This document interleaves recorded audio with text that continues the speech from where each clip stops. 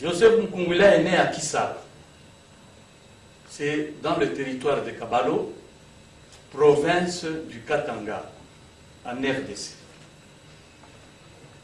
Fils de Mwamba, Mutombo et Siassa, et de Kabila Léoni, communément appelé Kabila Kakissara.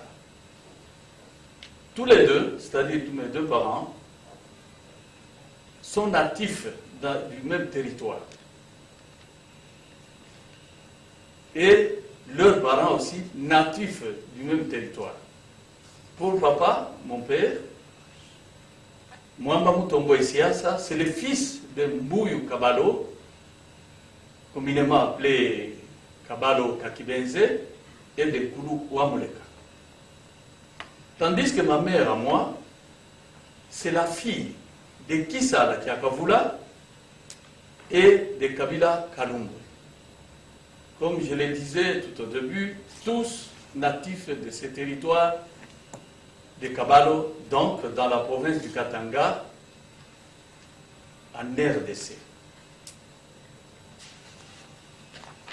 Ça, c'est le premier point. Le deuxième point, et parce que vous avez entendu parler des événements qui s'étaient déroulés à Lubumbashi, quand j'avais été attaqué, et c'est ce qui a causé mon déplacement, de pouvoir fuir, afin de ne pas avoir de problèmes avec toute ma famille. Ainsi, tellement que c'est quelque chose qui me fait très mal au cœur, et que je suis un homme de paix. Ce n'est pas la première fois que j'interviens pour aider notre pays, la RDC. Les témoins, c'est le peuple. Vous, en tant que journaliste, vous devez tout simplement vous renseigner. Et je crois qu'on vous le dira. J'ai toujours pu intervenir s'il y a des problèmes dans le pays et de manière pacifique.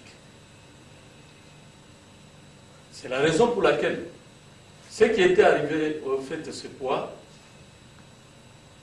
c'est suite à la publication de mes 2 lettres que j'avais écrites. Mes 2 lettres ouvertes. La première lettre date du 5 décembre 2013. Et vous voyez que ça coïncidait avec la mort du président Mandela, le 5 décembre. Et la deuxième, je l'ai écrite, je l'ai publiée le 28 décembre du même mois. Et mis à part ça, moi je pense que si on peut faire des allégations à autre chose, non. J'ai pu publier ces lettres. C'est comme me le recommande d'ailleurs l'article 64 de notre Constitution, que s'il y a quelque chose qui ne va pas dans le pays, en tant que citoyen congolais, il m'est permis de pouvoir intervenir et de faire connaître que ça ne concorde pas avec la Constitution. Et moi, je pense qu'il n'y avait pas de raison à ce qu'il se produise des violences, ni non plus qu'il se fasse du carnage. Alors, c'est la raison pour laquelle j'ai dû écrire et croyant qu'on allait avoir des réponses, de pouvoir, parce qu'en démocratie, c'est de pouvoir s'asseoir et on discute. C'est ça la démocratie. Mais malheureusement, il m'est arrivé ce qui est arrivé. Et cela ne va pas nous décourager à pouvoir continuer à servir le pays, à servir notre patrie, et malgré tout. Et ça ne va pas créer en nous une haine. Non. J'ai pleuré, mais je n'ai pas encore pleuré. Je vais continuer à pleurer. Mais c'est que j'aurais voulu vous faire comprendre, vous de la presse, tellement mon cœur est dans l'amertume. Après avoir perdu mes frères, mes disciples, mes compatriotes, je ne pouvais pas me permettre de pouvoir me tenir silencieux sans pouvoir présenter la requête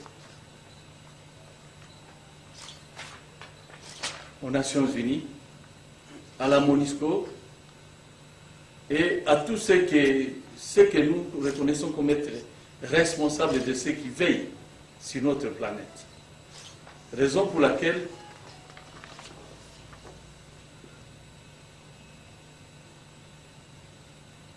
avant d'en arriver là, j'ai voulu tout simplement vous faire comprendre que je suis arrivé ici en Afrique du Sud, le pays qui m'a accueilli avec joie et avec une grande hospitalité. Je suis venu, c'est juste pour demander l'asile politique.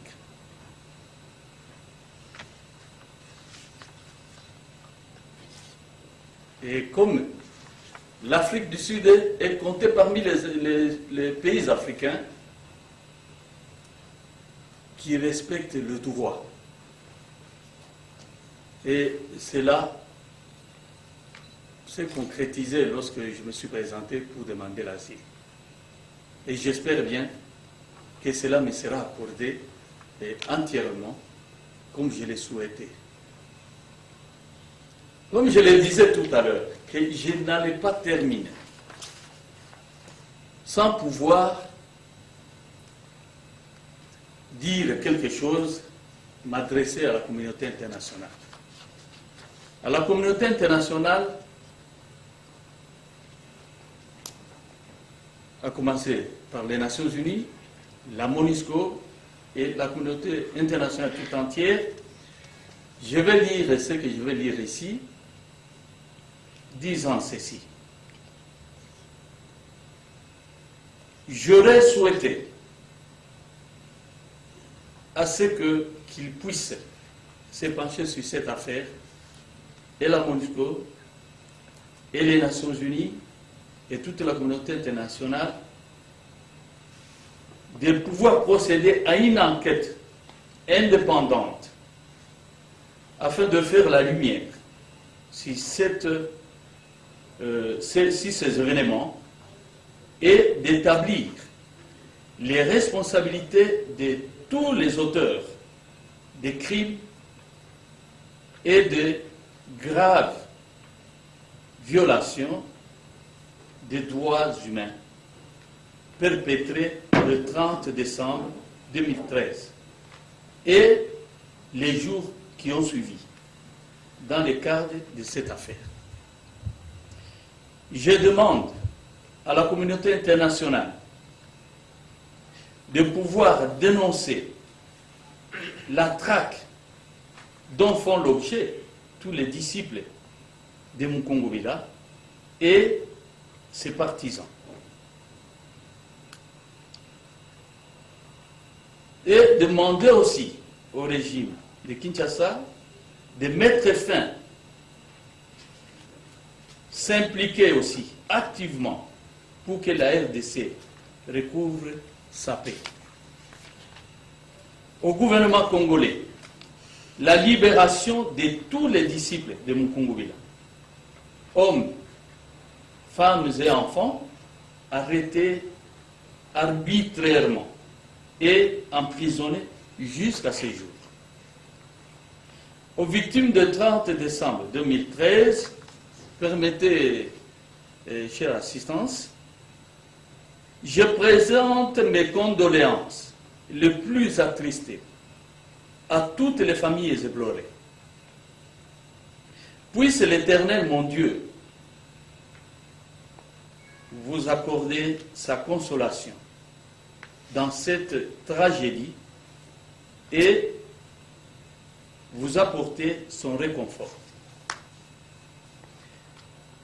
Mes condoléances s'adressent également à tous mes compatriotes éprouvés dans les événements récents dits de Brazzaville.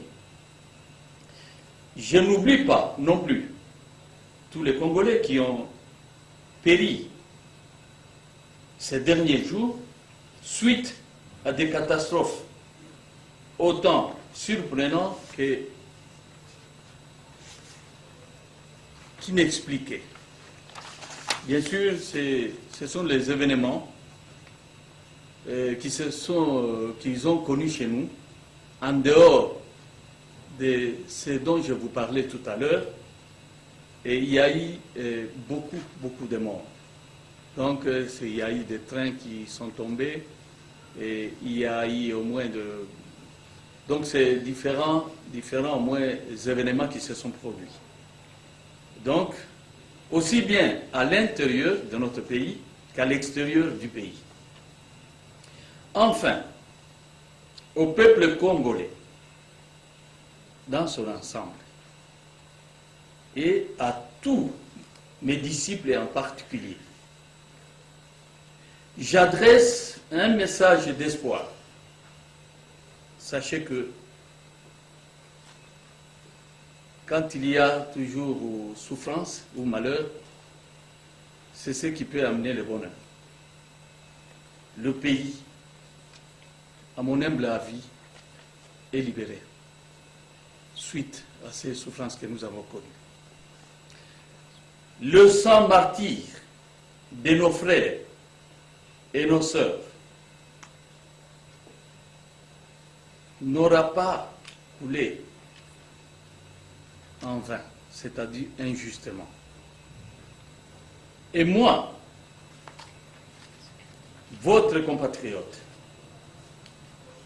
contrairement aux rumeurs que j'entendais, si je pouvais abandonner parce que on m'a massacré, on m'a tué, on m'a assassiné. Non. Je vous assure de tout mon engagement pour servir notre patrie, et parce que c'est un devoir que je m'étais assigné devant l'Éternel Dieu, et je ne reculerai jamais. Raison pour laquelle, en toutes circonstances, je serai là pour servir ma patrie. Merci. Et, prophète de l'Éternel.